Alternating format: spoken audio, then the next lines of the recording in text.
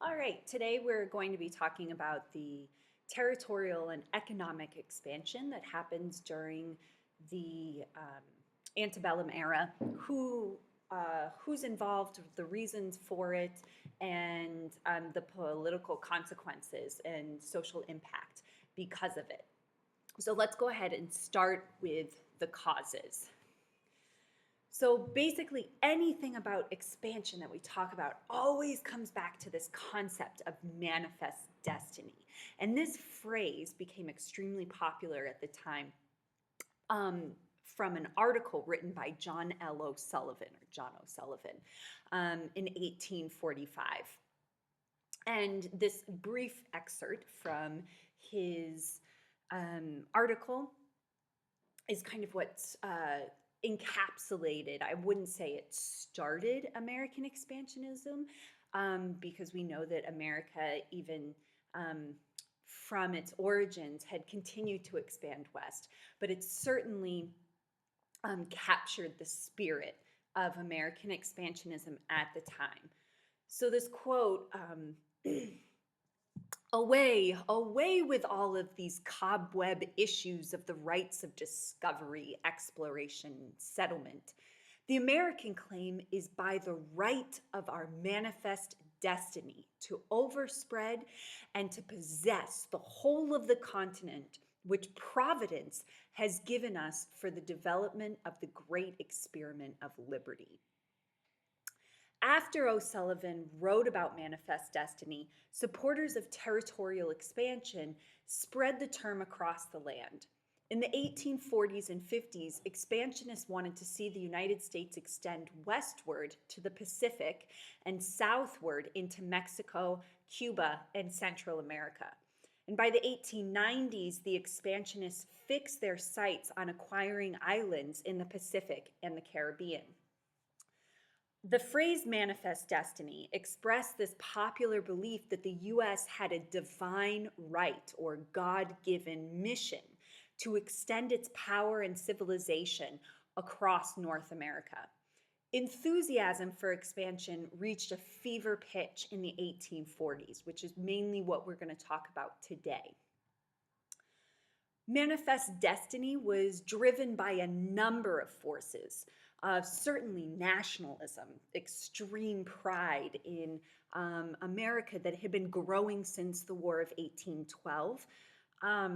Also, the population increase. There are more people now to be, and so people are expanding and wanting to find new lands. The Industrial Revolutions, which happened and resulted in rapid economic growth as well as technological advancements. And out of the Industrial Revolution and the Second Great Awakening, we also see a number of reform ideas.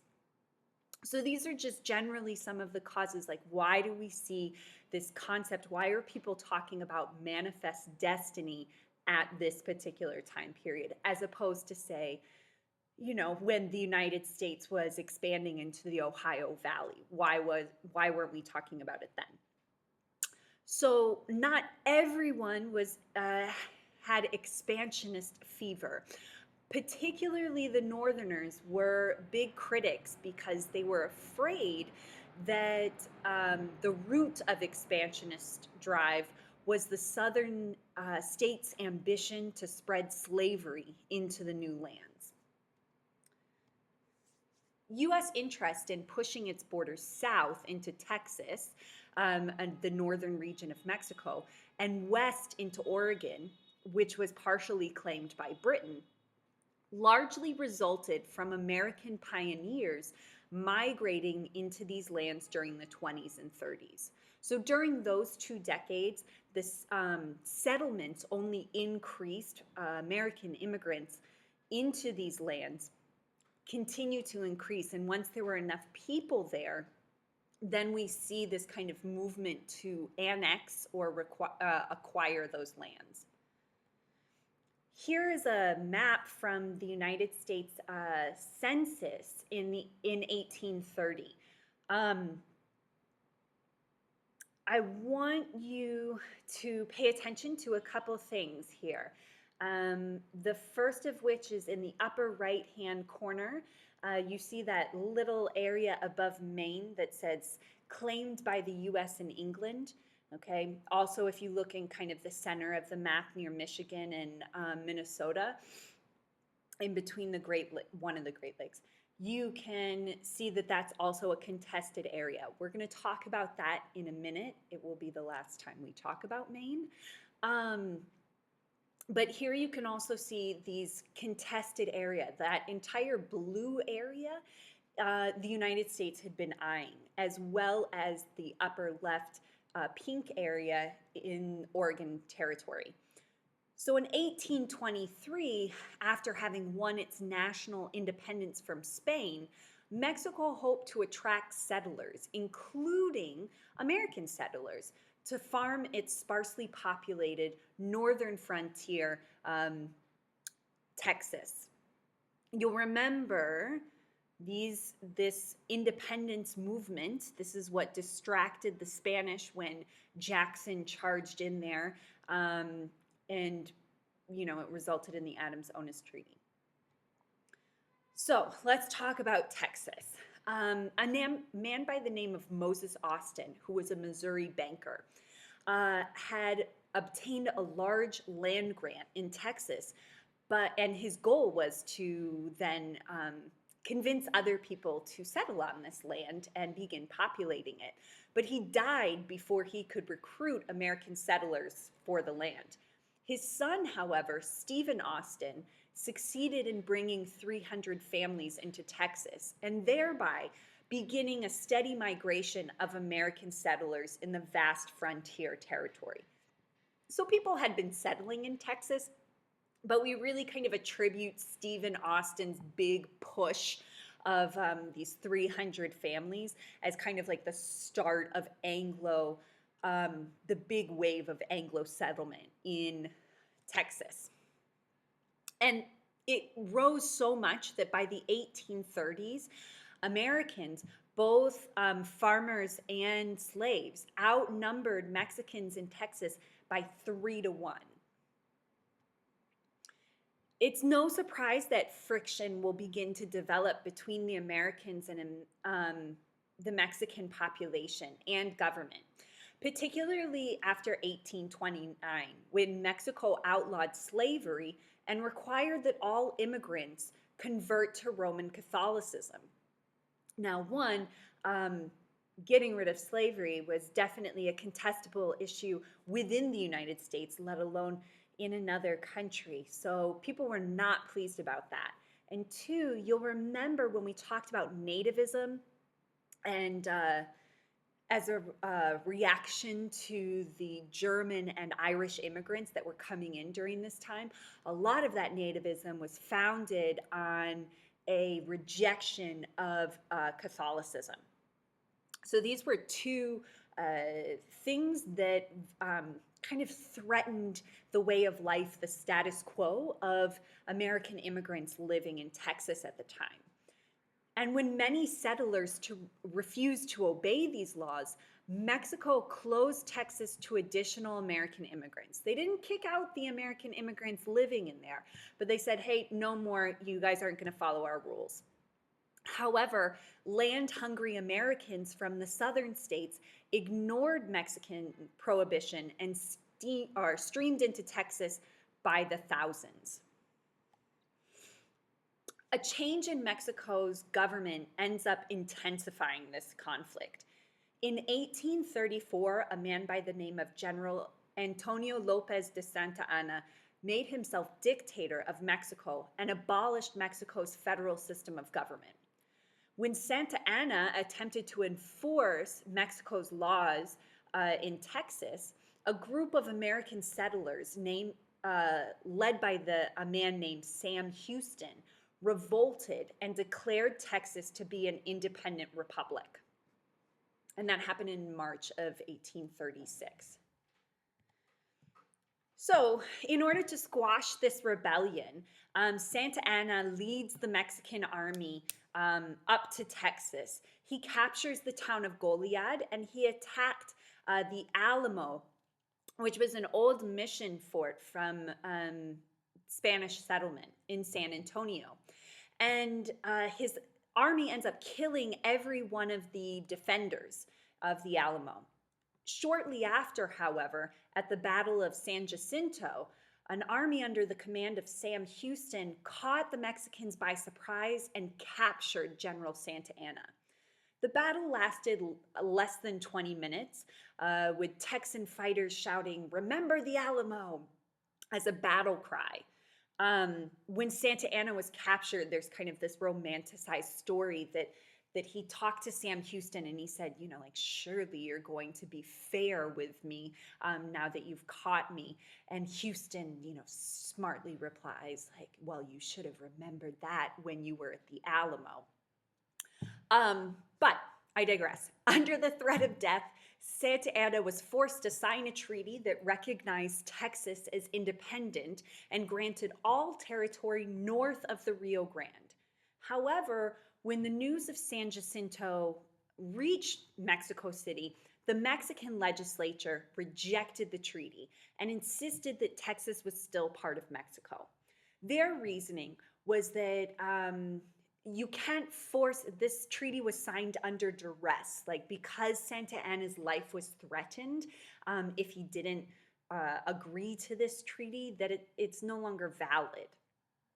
We'll talk about that more later. So as the first president of the Republic of Texas, or the Lone Star Republic, Houston applied to the US government for his country to be annexed into the United States, to become a state. However, then Presidents Jackson and Martin Van Buren both put off the request during their presidencies, mainly because of political opposition among Northerners to the expansion of slavery and the potential addition of up to 5 new slave states created out of the Texas territories, which of course didn't really happen because Texas remained that one large state. But it's a huge territory, and Northerners were very afraid that it was going to be chopped up and then it would be even more slave states that would then outpower them in Congress. So also the threat of a costly war with Mexico tended to dampen the expansionist zeal. The next president, John Tyler, who was a Southern Whig, was worried about the growing influence of the British in Texas. So he tried to work to annex Texas, but the United States rejects his original Treaty of Annexation in 1844. Clearly, Texas is presently part of the United States. I'm going to come back to how that happened in a moment, but now I want to talk about other territorial issues within the 1840s in order to give you a bigger picture of this expansionist fervor. Okay, last time that we're going to talk about Maine. We talked about it earlier with an event that happened in 1820. Hopefully you will remember that, how Maine became its own independent state. Another diplomatic issue arose in the 1840s over the ill-defined boundary between Maine and the Canadian province of New Brunswick. At this time, Canada was still under British rule, and many Americans continued to regard Britain as their country's worst enemy, an attitude, of course, that carried over from the feelings of the American Revolution and the War of 1812. So what happened is a conflict broke out between rival groups of lumbermen on the Maine-Canadian border, which erupted in open fighting. And this is known as the Aroostook War of Battle of the Maps. And I'm sorry if I mispronounced that river. Somebody can correct me later. So, however, this war was short-lived. It's also called the Lumberjack War because of the people responsible for starting it. And conflict was soon resolved. A treaty was negotiated by U.S. Secretary of State Daniel Webster, and the British ambassador, Lord Alexander Ashburton. So the Webster-Ashburton Treaty of 1842, the disputed territory was split between Maine and British Canada. And the treaty also settled the boundary of the Minnesota Territory, leaving what proved to be this iron-rich Mesabi Range on the US's side of the border, which will definitely economically benefit them later. So here's a map of this Webster-Ashburton Treaty. You can see the contested or disputed areas that people ended up fighting over and the result of the treaty. Okay, a far more serious British-American dispute involved Oregon. At one time, remember, this territory was claimed by 4 different nations: Spain, Russia, Great Britain, and the United States.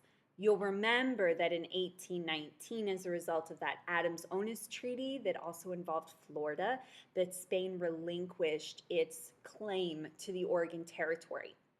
Now take a look at this map. I want you to look at the top of the green border. That's the 5440 line, okay? Then I want you to look at where the 49 line is, okay? And then I want you to look down to the 42nd parallel, okay? Keep those kind of boundaries in mind as we talk about this. So mainly at this point, there were 2 countries, Britain and the United States, that had major claims to Oregon, or it said that they had major claims. Britain's defense was that they had established the Hudson Fur Company, that it was an incredibly established business that was very famous and wealthy because of its presence in Oregon. It was the largest fur market in the world for a short time. Not a short time, but for a time. But by 1846, fewer than 1,000 British settlers lived north of the Columbia River. So even though the Hudson Fur Company was an established business by the British in the Oregon territories, we see very few settlers during that time period, as opposed to the United States. The United States said that there were 3 major reasons that the US's claim was more valid than Britain's. The first is that Captain Robert Gray, quote, discovered the Columbia River in 1792, that Lewis and Clark explored this territory in 1805, and that Captain of Industry, or later Captain of Industry, John Jacob Astor, established a fur trading post and fort in Astoria, Oregon. Just a little side note of John Jacob Astor, he's going to be one of the captains of industries / robber barons that we will talk about in another unit, who becomes insanely wealthy because of this fur trade. He sadly will also be one of the victims of the sinking of the Titanic. So, Protestant missionaries and farmers from the U.S. settled in the Willamette Valley in the 1840s.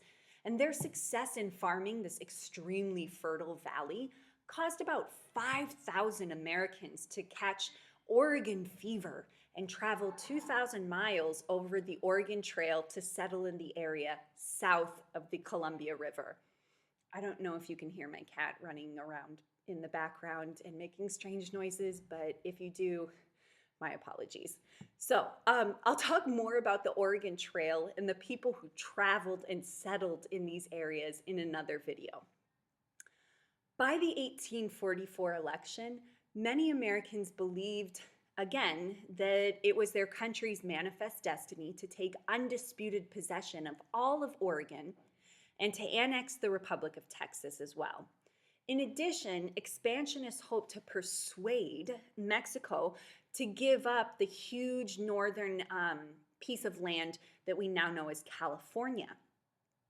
By 1845, Mexican California had a very small Spanish-Mexican population of about 7,000, along with a much larger number of American Indians. But American immigrants were arriving in sufficient numbers. So by 1845, the U.S. had a small claim to Oregon, so did the British. The U.S. also was extending into Texas and California and in places along the Oregon Trail.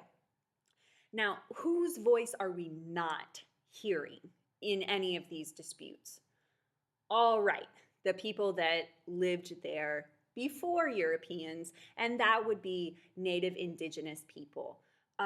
Let's not forget that these lands were already populated, but unfortunately their claims and protestations are not even considered as part of the equation in these boundary disputes.